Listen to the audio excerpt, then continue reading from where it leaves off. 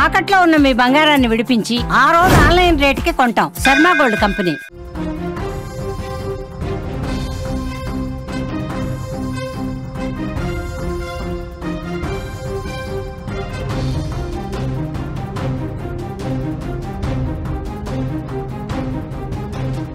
మరో big breaking news చూస్తున్నాం. America India మధ్య టారిఫ్ల వ్యవహారం తారాస్థాయికి చేరుకుంటున్న తరుణంలో ప్రముఖ విమానయాన సంస్థ ఎయిర్ ఇండియా కీలక నిర్ణయాన్ని తీసుకుంది.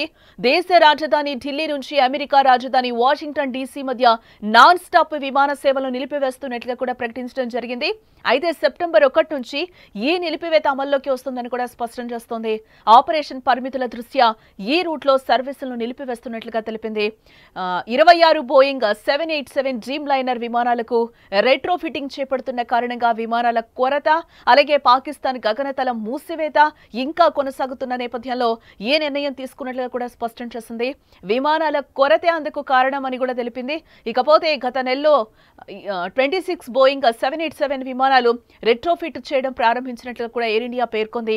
వినియోగదారుల ప్రయాణ అనుభవాన్ని గణనీయంగా పెంచే లక్ష్యంతో చేపట్టిన ఈ విస్తృతమైన కార్యక్రమం వల్ల 2026 చివరి వరకు ఎప్పుడైనా కొన్ని విమానాలు అందుబాటులో ఉండకపోవచ్చని కూడా ప్రకటనలో తెలిపింది. దీంతో పాటు పాకిస్తాన్ గగనతలం మూసి ఉండటం వల్ల విమానాల సుదూర కార్యకలాపాలపై ప్రభావం పడుతోందని తెలిపింది. ఆపరేషన్ సమస్యల నేపథ్యంలో ఈ విమానాల నిలిపివేత నిర్ణయం తీసుకున్నట్లుగా స్పష్టం చేసింది. సెప్టెంబర్ 1 తర్వాత వాషింగ్టన్ డీసీకి లేదా అక్కడి నుంచి ఢిల్లీకి టికెట్లు బుకింగ్ చేసుకునే ప్రయాణికుల్ని సంప్రదించి వారి వ్యక్తిగత ప్రాధాన్యతల ప్రకారం ఇతర విమానాల్లో రీబుకింగ్ లేదా పూర్తి రీఫండ్ సహా ప్రత్యామ్నాయ ప్రయాణ ఏర్పాట్లు చేస్తామని కూడా హామీ ఇవ్వడం జరిగింది. దేశ రాజధాని ఢిల్లీ నుంచి అమెరికా రాజధాని వాషింగ్టన్ డీసీ మధ్య నాన్ స్టాప్ విమాన సేవలు నిలిపివేస్తున్నట్లు కూడా ప్రకటించింది. గత నెల 26 బోయింగ్ 787 విమానాలు రెట్రోఫిట్ చేయడం ప్రారంభించినట్లు ఎయిర్ ఇండియా పేర్కొంది. వినియోగదారుల ప్రయాణ అనుభవాన్ని గణనీయంగా పెంచే లక్ష్యంతో చేపట్టిన ఈ విస్తృతమైన కార్యక్రమం వల్ల 2026 చివరి వరకు ఎప్పుడైనా కొన్ని విమానాలు అందుబాటులో ఉండకపోవచ్చని కూడా ప్రకటనలో చెప్తోంది. దీంతో పాటు పాకిస్తాన్ గగనతలం మూసి ఉండటం వల్ల కూడా విమానాల సుదూర కార్యకలాపాలపై ప్రభావం పడుతోందని కూడా తెలిపింది.